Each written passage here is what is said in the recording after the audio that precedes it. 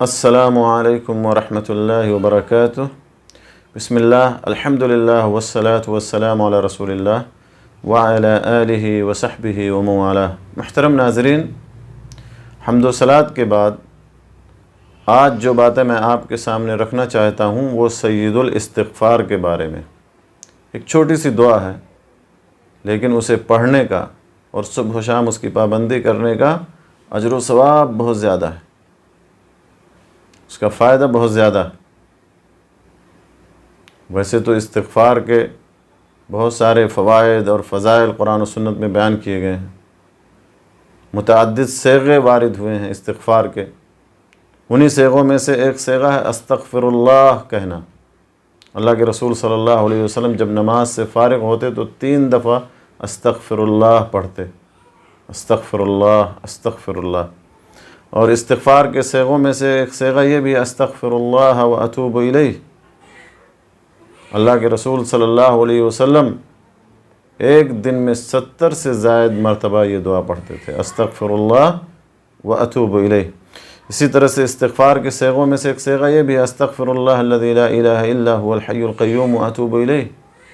اللہ کے نبی صلی اللہ علیہ وسلم نے فرمایا کہ جو اس طرح سے استغفار کرے، یعنی یہ دعا پڑھے، تو اس کے سارے گناہ بخش دیے جاتے ہیں، گرچہ وہ لڑائی کے میدان کو چھوڑ کر بھاگ چکا ہو۔ اسی طرح سے استغفار کے صیغوں میں سے ایک صیغہ یہ بھی ہے سبحان اللہ و بحمدہ استغفر اللہ و اتوب الیہ۔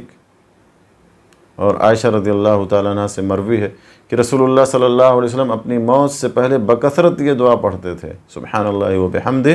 استغفر اللہ و اتوب الیہ، متفق علیہ۔ تو استغفار کے بہت سارے فضائل، بہت سارے فوائد ہیں جو قرآن اور احادیث میں بیان کیے گئے ہیں، متعدد صیغے ہیں جو وارد ہوئے ہیں، لیکن جو مقام سید الاستغفار کو ہے وہ کسی اور کو نہیں۔ سید الاستغفار کے متعلق اللہ کے نبی صلی اللہ علیہ وسلم نے فرمایا کہ جس نے اس دعا کے الفاظ پر یقین رکھتے ہوئے صبح کو پڑھ لیا اور اسی دن شام ہونے سے پہلے اس کا انتقال ہو گیا تو وہ جنتی ہے، اور جس نے اس دعا کے الفاظ پر یقین رکھتے ہوئے شام کو پڑھ لیا اور پھر اس کا صبح ہونے سے پہلے انتقال ہو گیا تو وہ جنتی۔ اور اس کا ذکر صحیح بخاری کی حدیث میں آیا ہے جو شداد ابن اوس رضی اللہ تعالیٰ عنہ سے مروی ہے کہ رسول اللہ صلی اللہ علیہ وسلم نے ارشاد فرمایا، کیا فرمایا کہ سید الاستغفار ان تقول اللہم انت ربی، اللہم انت ربی لا الہ الا انت خلقتنی وانا عبدک وانا علی عہدک ووعدک ما استطعت اعوذ بک من شر ما صنعت ابوء لک بذنبی ابوء لک بنعمتک علی وابوء بذنبی فاغفر لی فإنہ لا یغفر الذنوب الا انت۔ قال ومن قالها من النهار موقنا بها فمات من يومه قبل أن يمسي فهو من أهل الجنة ومن قالها من الليل وهو موقن بها فمات قبل أن يصبح فهو من أهل الجنة أخرجه البخاري في صحيحه۔ اللہ کے حبیب صلی اللہ علیہ وسلم نے ارشاد فرمایا کہ سید الاستغفار یہ ہے کہ تم کہو اللہم انت ربی لا الہ الا انت خلقتنی، کہ اللہ تو میرا رب ہے، یعنی اللہ کی ربوبیت کا اقرار۔ اور ربوبیت کہتے ہیں کہ افراد اللہ سبحانہ وتعالی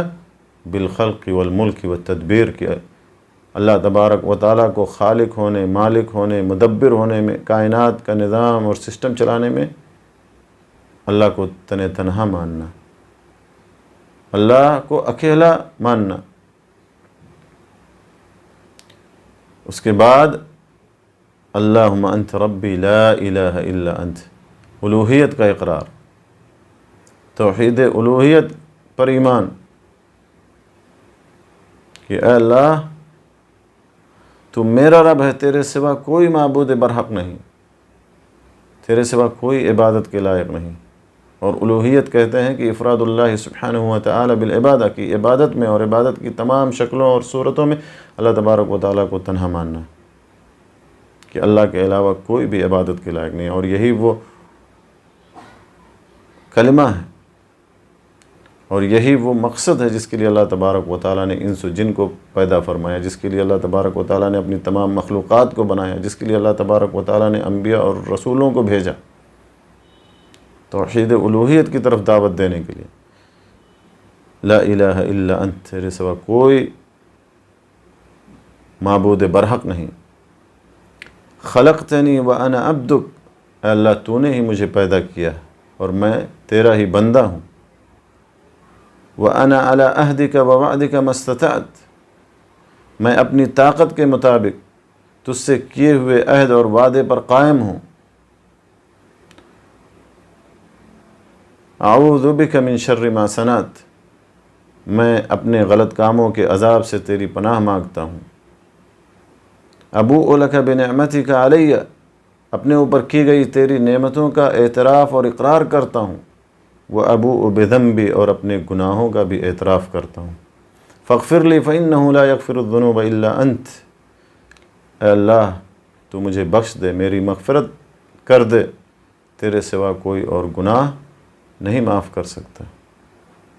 تو آپ صلی اللہ علیہ وسلم نے فرمایا کہ جس نے اس دعا کے الفاظ پر یقین رکھتے ہوئے دن میں ان کو کہہ لیا، ان کو پڑھ لیا، اور اسی دن شام ہونے سے پہلے اس کا انتقال ہو گیا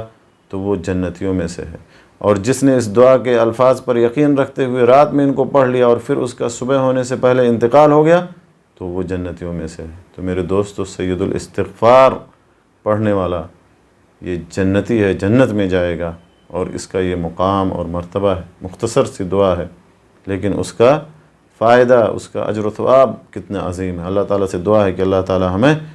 صبح شام سید الاستغفار پڑھنے اور اس کی پابندی کرنے کی توفیق عطا فرمائے۔ آمین وآخر دعوانا ان الحمد للہ رب العالمین، وصلی اللہ علی نبینا محمد وعلی آلہ وصحبہ اجمعین۔